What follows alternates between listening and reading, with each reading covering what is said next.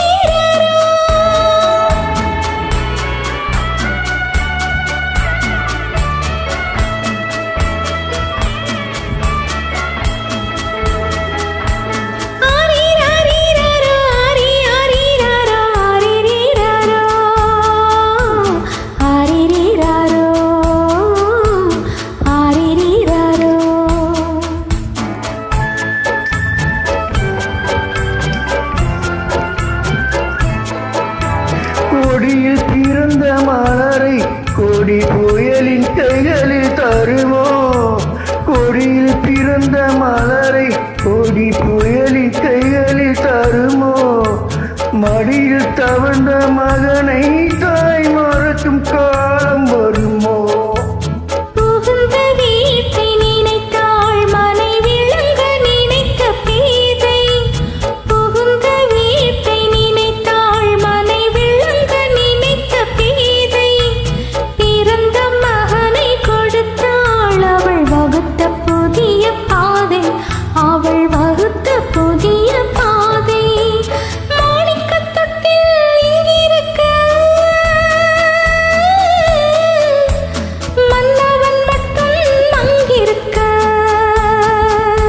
காணிக்கையாக யார் கொடுத்தாள் அவள் தாய் என்று ஏந்தான் பேரெடுத்தாள்.